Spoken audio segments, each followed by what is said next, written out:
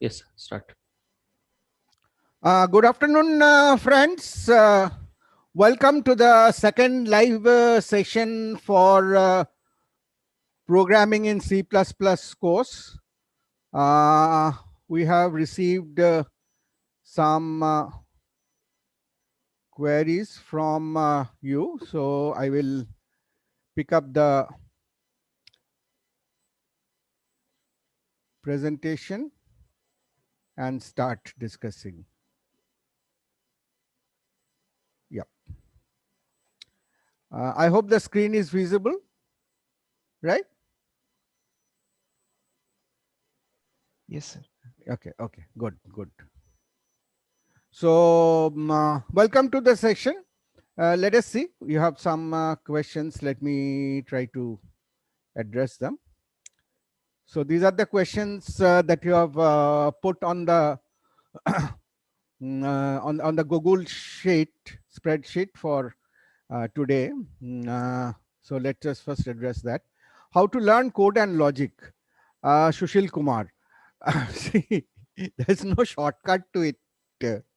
It's all about practice. You have to practice different problems. That's a reason you are doing these assignments, tests, programming quiz, and all that. So that it's only practice, and more practice that can give you better handle on the coding. And for logic, building up logic, you should also study data structure and algorithms thoroughly if you have not done that, because we are not teaching those. That's not a part of this course. But without a good sound knowledge of that, you cannot really do well in the coding, right? So keep trying doing that. Software field is going to be very successful. Everybody knows that. What is the more effective coding languages? We answered this in the previous live session. There's a TOB index which ranks the languages, and the top 4 currently are C, Java, C++, and Python. So if you know, say one of them, C++, it's very easy to pick up Java or Python or vice versa. And in that, it covers more than 50% of programming projects that are happening today. So I would say that focus on C++, also try Java and Python, because it's always good to know a couple of languages. But if you are within these languages, then I'm sure you will get something very aligned in whatever you are trying to do in whatever area of software development. Thank you, Sudhir, for asking. Akib, please explain the sequence. Yeah. So here, as I see, the output should be 4. It should not be 3. Yes, I checked. I checked with online GDB compiler. It is giving 3. I would say that it's a bug. And so I tried with Visual Studio Visual C++ 2013, and I correctly get 4 as output, because I is 2 here, and then you do plus plus I, so it becomes 3 and gets assigned to I. So it is I gets 3. Then I is 3, and that gets assigned to I, and I gets incremented after that. So it should have got 4, and that is what should have been printed, and that's what Visual C++ is doing. Online GDB is behaving differently, so I would rather say that that's a bug of the compiler, and that those things exist. Now this is, if it is a bug, then well, whatever is happening here is correct. If it is a bug, then it's just possible that the bug exists in that context where it is not detecting the next use of I, and it is losing the incremented value. But here, within the comma operator, it is detecting that. It may be that reason, but it's got no. It's primarily a compiler issue. Okay, so here let's understand the operator precedence. So, like here, if we do this, then actually you should get 7, which is correct, because what happens when you do comma separated expression, then it's not clear as to why you should do this, first of all. I would say that don't do such things. They are not clear in programming. But if you have done that, then the comma separate comma expression evaluates from left to right, but the final value of the expression is the right value of the rightmost expression. So here what it will do, it will increment I by 5, so it will become 6. Then it will do the add j with that value of I, which is 6. So 1 plus 6 is 7. So j becomes 7, and that 7 is assigned to I. It is not the value of I which comes here, because it is always the rightmost expression. So that is the associativity of comma operator is on the right. So the rightmost expression is what gets that value. So that is the core issue. So uh, that is 1 second.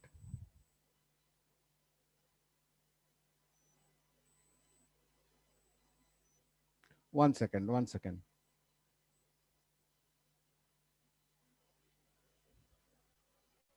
Just give me a second. There's something here.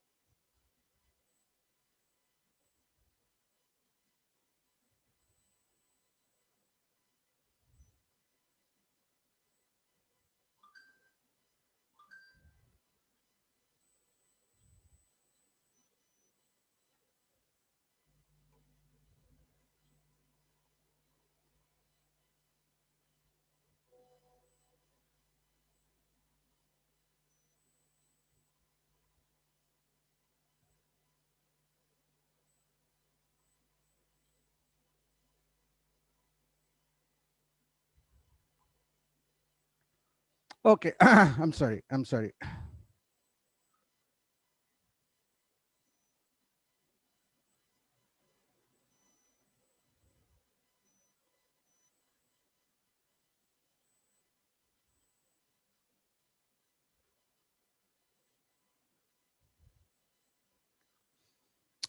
Sorry, I had an issue here. Okay, sorry. What I was explaining is that the here it is the value of the right expression that gets the final value of this comma expression. So here it is supposed to be 7. So if you want to see this, just I wrote a separate code. I have written a function f which prints the value it gets as parameter, and it also returns that value.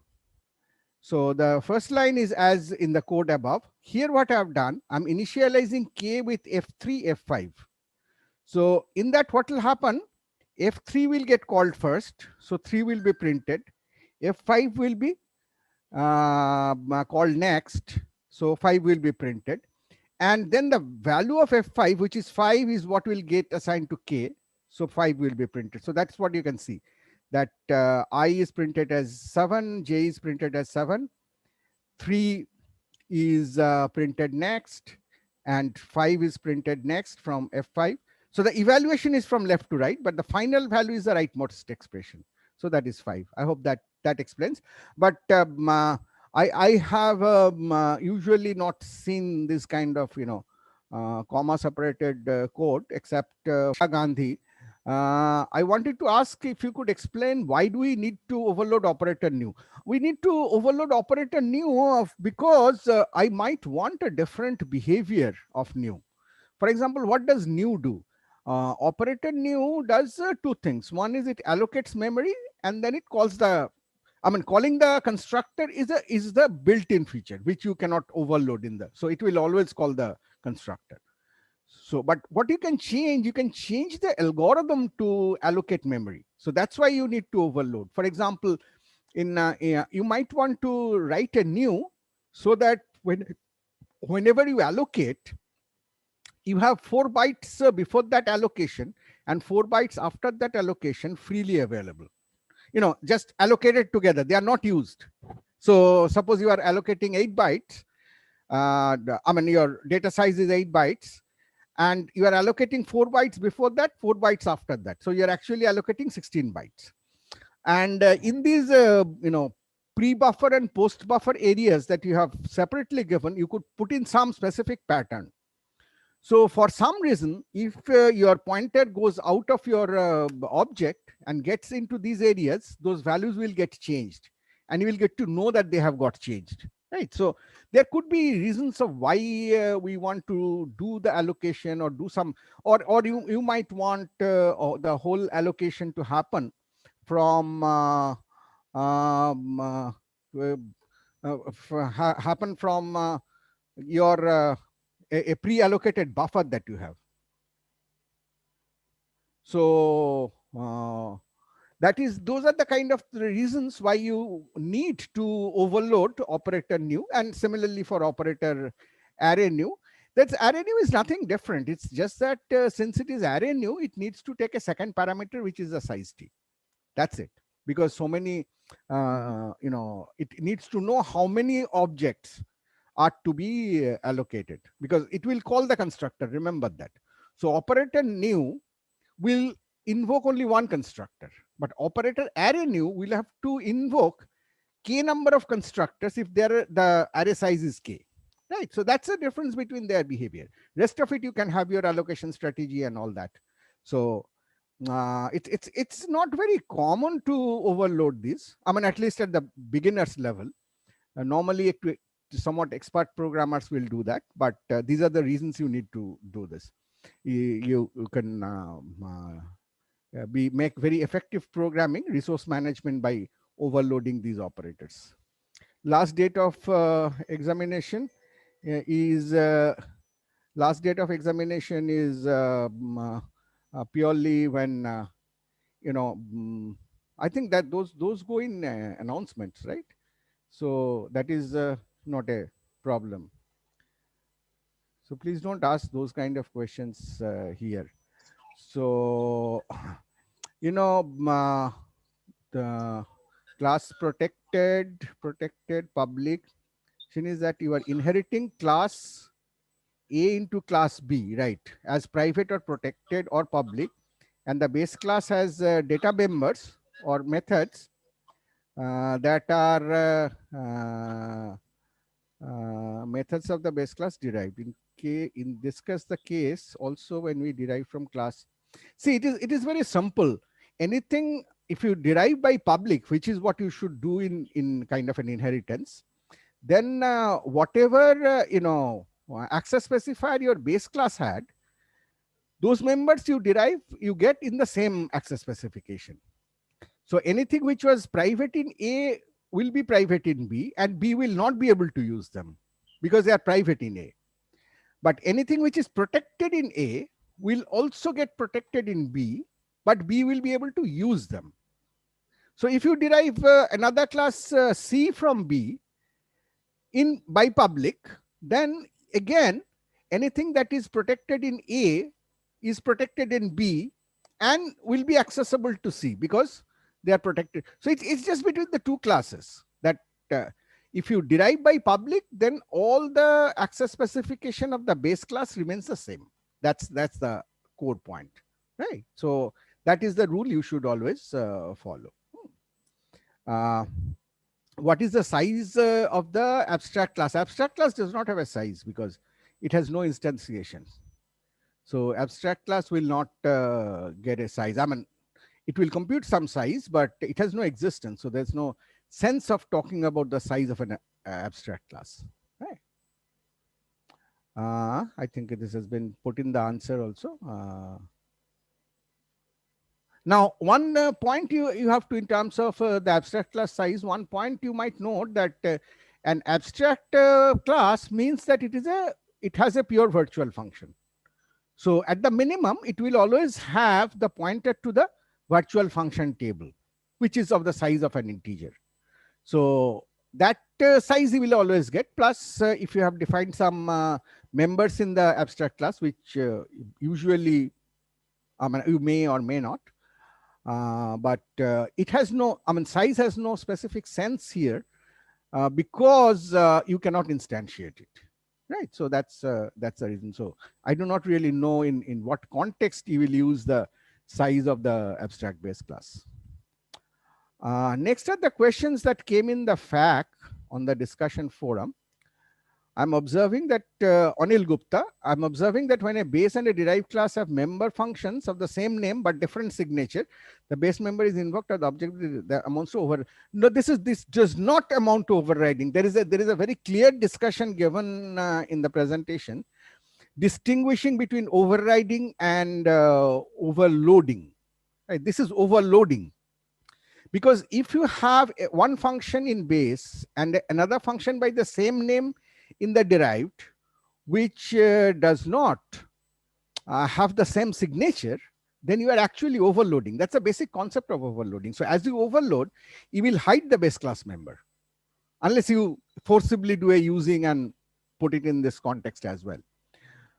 For overriding, the necessary requirement is not only that the name will have to be same between the base class member and the derived class member, but the signature has to be identical. It is a re-implementation of the same function. And overloading is providing another function. These two are two different concepts altogether. In overriding, we are re-implementing the base class function in the derived class to give a different behavior. But it is basically signature-wise the same function. But if we give a different signature, then we are giving a different function in the derived class, which is overloading of the base class member function. Now, if I do not do anything else, the base class member function will not be visible. If I want, I can do using of that base class function name within the derived class to make both of them available in the derived class. These examples are, I don't know why you are asking these questions, because these are well explained in the video, in the presentation. Please look up there again and you'll be able to see that. Proctored versus unproctored exam question paper. What would be the pattern of unproctored examination, proctored examination? This has been unproctored examination question paper pattern will be similar to the programming questions. It's a programming test. So it's like the programming questions you are getting.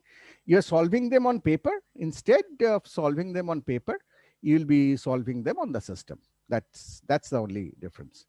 And in the proctored one, you will be exactly like your weekly assignments. So it will be in the same style. Only thing, you have many more questions than what you have in a typical assignment sheet. Okay, I think even with these delays, there are very few questions. So we are done. Is there any other question that that is there?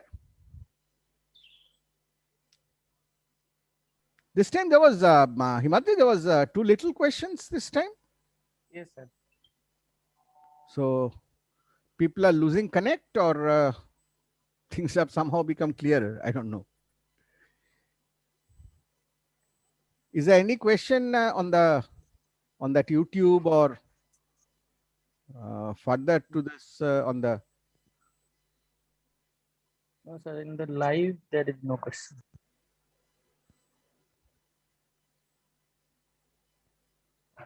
Is any new question came on the Google spreadsheet? Oh. People have made entries and written nothing. C++ is the best. I have no questions. Then why did he make an entry?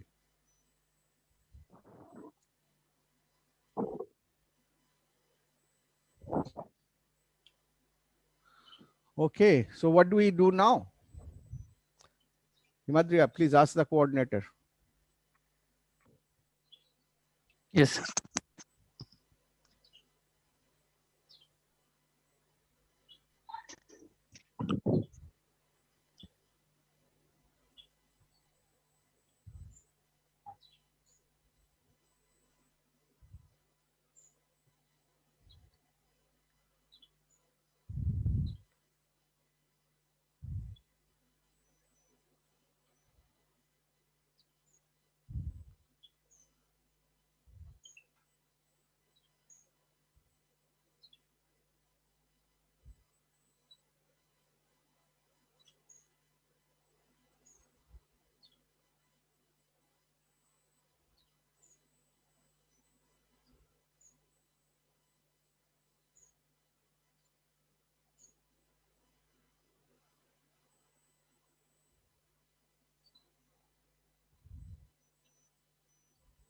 Not being able to call him?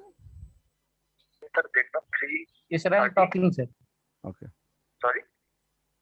नहीं नहीं sir पूछ रहे थे कि call हो आपसे बात हो रही थी.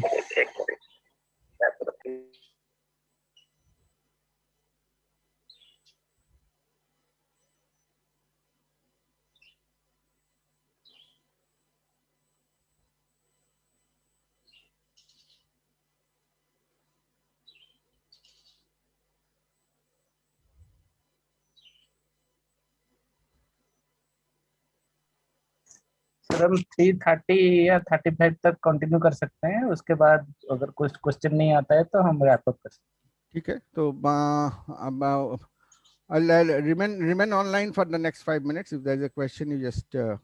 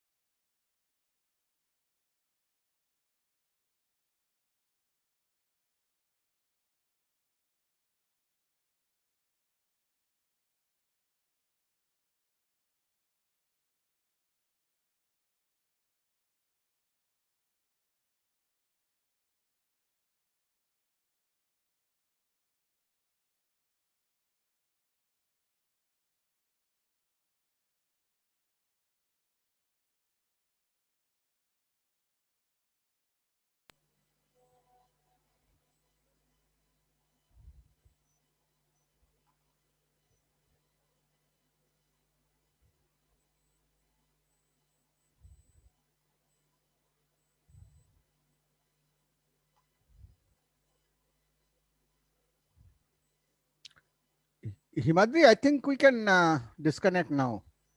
There's nothing. Yes, sir. So will they have to do something or? No, sir. We Yes, can. yes, it's now okay, sir. Yes, sir. হ্যাঁ, কারণ আজকে কিছু আর কিছু মানে প্রশ্নই চারটা পাঁচটা ছিল, আর তো কিছু অন্য প্রশ্ন Okay, sir, আসেনি। okay, sir. Right. ঠিক আছে, ওকে ওকে, Thank you. তাহলে আমি ডিসকানেক্ট করলাম। Yes, yes, sir. Okay okay, thank you very much, thanks for the help. Thank you. Thank you Himadri, Somen, Arup. Okay.